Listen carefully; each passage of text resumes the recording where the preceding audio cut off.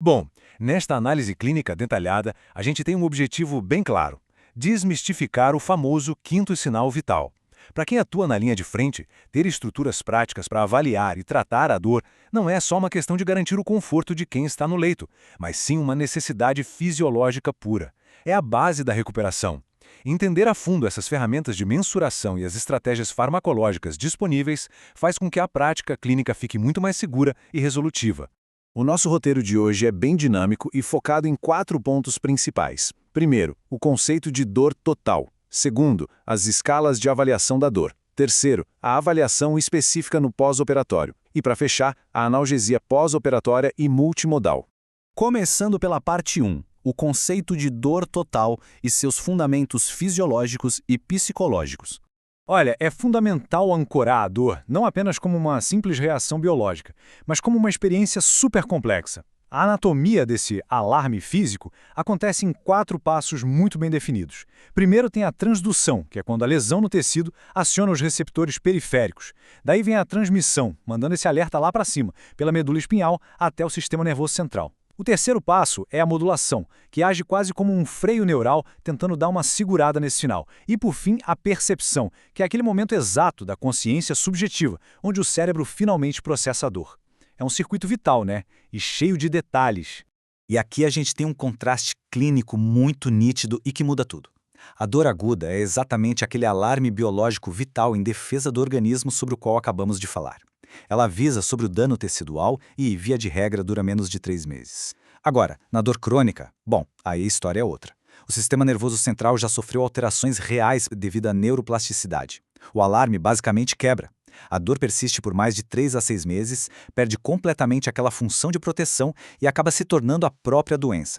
E para trazer o elemento humano para o centro da nossa discussão, a gente não pode deixar de falar do conceito revolucionário de Cicely Saunders. A dor total bate na tecla de que o físico é só uma dimensão do problema.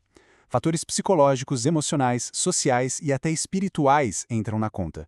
É só imaginar, a ansiedade, o medo de não melhorar ou o isolamento dentro do ambiente hospitalar podem amplificar e muito a forma como o corpo percebe o corte de uma cirurgia.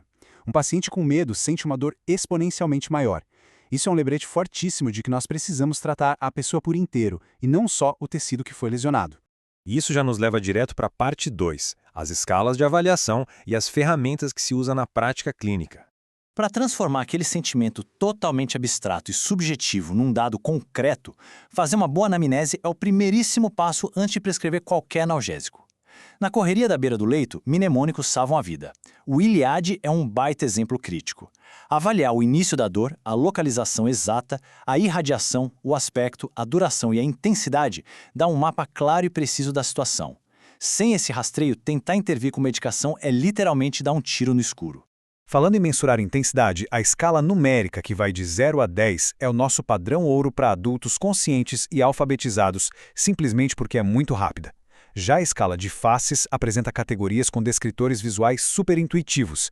Ela é uma ferramenta incrível e absolutamente essencial para crianças a partir de 2 anos de idade ou para pacientes que tenham limitações cognitivas e de comunicação.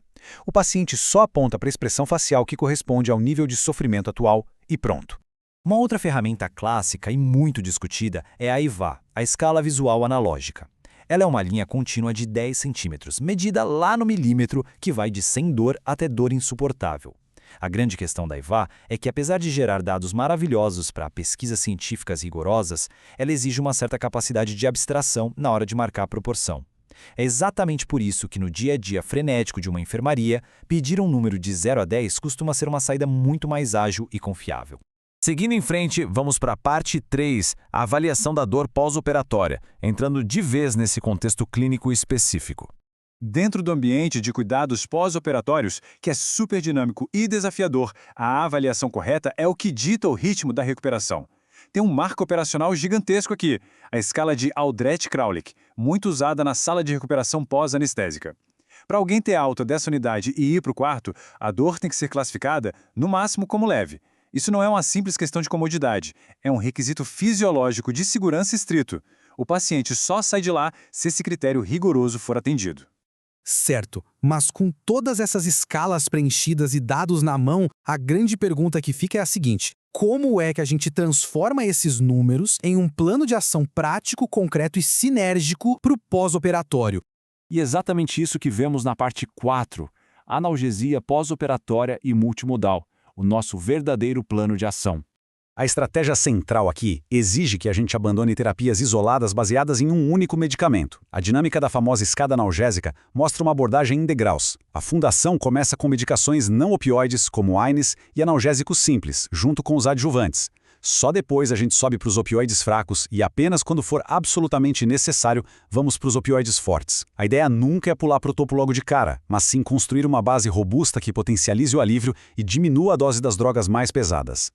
E claro, cada procedimento exige uma abordagem super customizada. Comparando os cenários, uma cirurgia grande como a toracotomia vai exigir um arsenal pesado, bloqueios regionais tipo peridural, opioides sistêmicos, infusão de cetamina e até terapias não farmacológicas como o TENS. Por outro lado, uma cesariana já foca bem mais em AINES paracetamol, anestesia local na incisão e de vez em quando um opioide intratecal. Fica evidente que a combinação exata de anestésico e medicação varia intimamente de acordo com o tamanho e o peso do trauma cirúrgico.